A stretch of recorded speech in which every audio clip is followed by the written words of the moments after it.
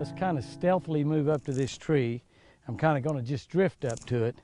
Hey guys and girls, welcome to a little episode here where we're going to try to vertically jig for some crappie. And vertically jigging is a crappie technique that has really kind of been lost a little bit unless you're fishing minnows. But vertically jigging is where we're going to get around trees, boat docks, bridges, and we're going to simply vertically jig. We're going to get in real tight. I'm kind of slipping up here to these trees, and a lot of times you just drop right down there and get hung up. Golly, that's terrible. Oh, I got it loose. I got it loose. I got it loose. I want to be real careful here and not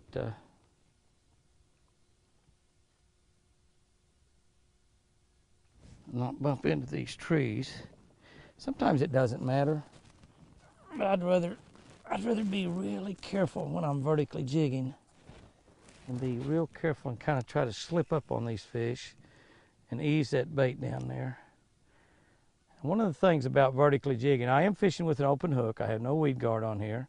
I got a little V-head, diamond head jig on there. And I'm dropping down, and here's what I'm going to do. I'm going to go all the way to bottom. And then I'm going to raise up, take up a little slack, and I'm going to drop my jig. You see what I'm doing there with my rod tip? In other words, I'm not jigging up like that. I'm jigging down. Swimming that bait around and jigging down. That's one of the key things if you're going to fish vertically. You can move it around sideways a little bit. If you're going to make any movement with that, you want to make it a dip and not a jerk up, but a dip down with your rod tip. That's probably the key thing to remember in vertically jigging for crappie. Because what you want to do when you're dipping that bait down, it's really thick down there. When you're dipping that bait down, you can kind of look at it out there and see. You see it there in the water? Now what happens, you see it there in the water, now you can't see it very deep, so I'm just going to show you here. When you got that's a little swimming minnow by Lucky Strike. When you dip down, you see what's happening? See when I dip it?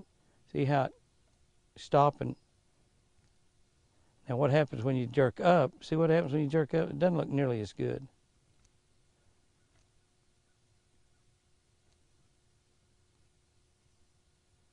So you want to dip that thing down. I'll pull back over to the tree again. I've got a really calm evening, so if I can find a tree, it's got a crappie or two in it, we ought to be able to catch them. One of the reasons I'm using a swim bait, that's a tiny swim bait, but that's really what that is. That's just a swim bait. Little Lucky Strike swimming minnow. It's about a 2.5 inch bait, something like that. And but one of the reasons I like to use that bait instead of like a regular little crappie jig or something is that I have a tendency on that bait to catch a little bit larger crappie, sometimes a lot larger crappie. And also I have a tendency to catch a lot of bass on it. And once I find out an area where they are, if I can figure out the depth, that's one of the key things, is figuring out the depth.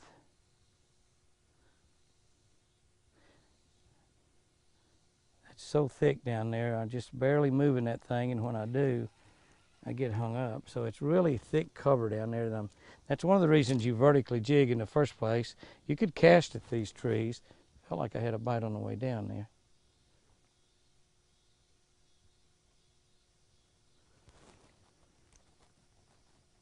This is a great wintertime technique when you're fishing around boat docks, deep brush piles, bridge pilings. Here we're talking trees. And a lot of times it's so thick down there, it's like down there where I am right now. That was a bluegill that bit it then, I think. You can't really move it side to side. A lot of areas when you're vertically jigging, you can simply swim that bait side to side slowly and then just dip your rod tip like I'm doing right there. The problem I've got here is it's just so thick down there.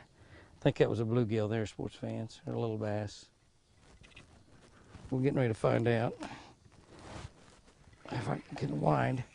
That's what we came after. It's a really nice crappie.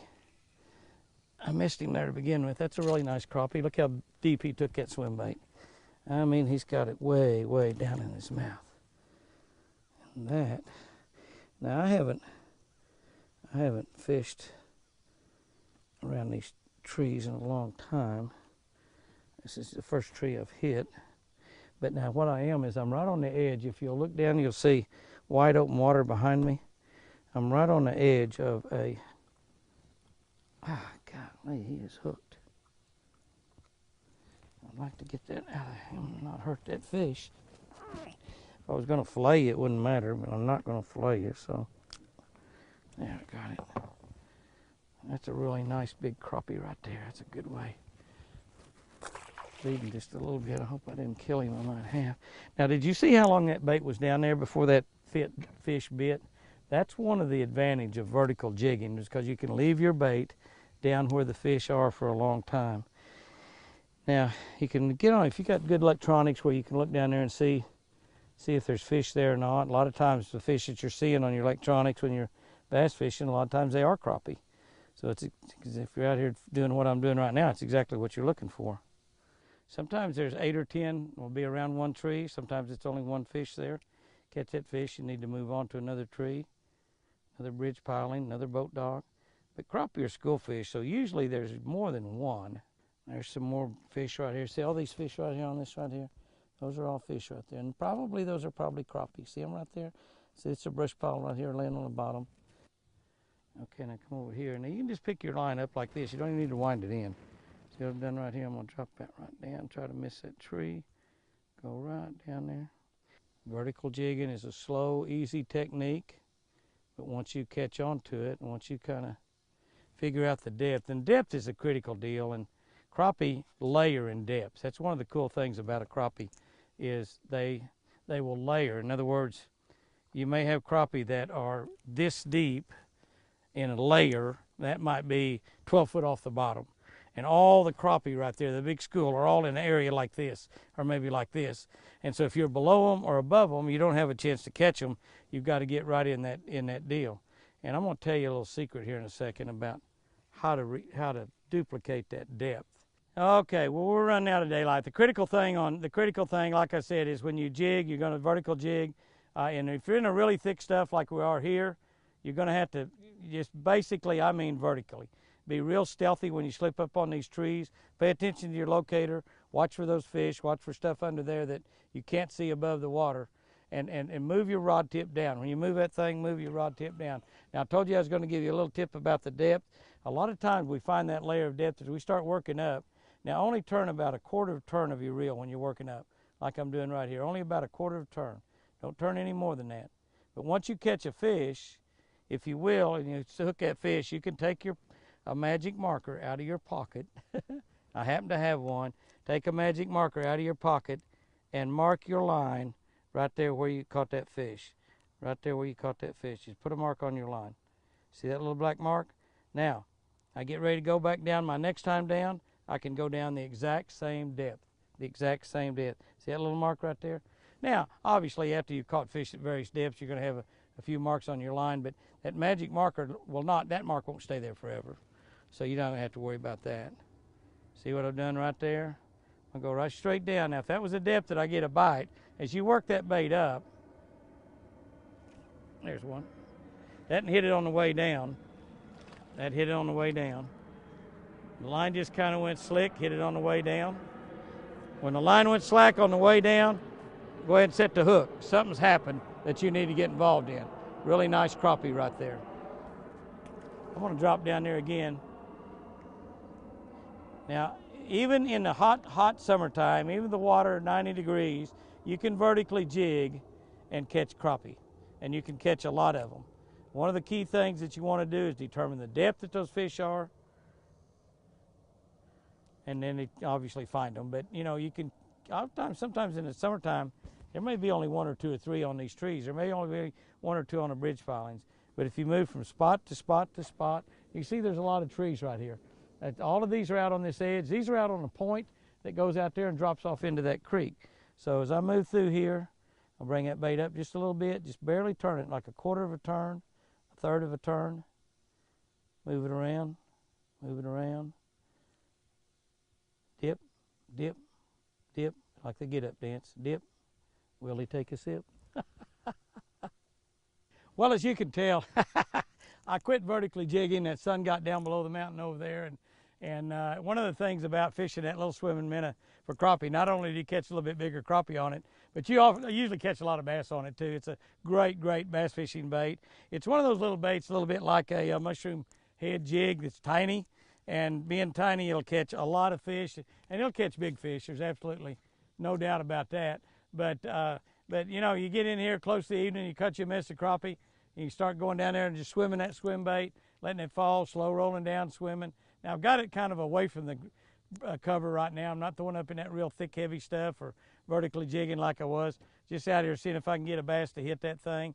But I'm getting bluegill to hit it. You get a lot of bluegill bites on that little bait right there. It's one of those baits that, you know, basically will catch everything that swims. And I think I got another crappie. No, it's probably a bass. Probably a bass. But it will catch bass, and you get down late in the evening after you got a mess of crappie in your box, catch you a few of those right there.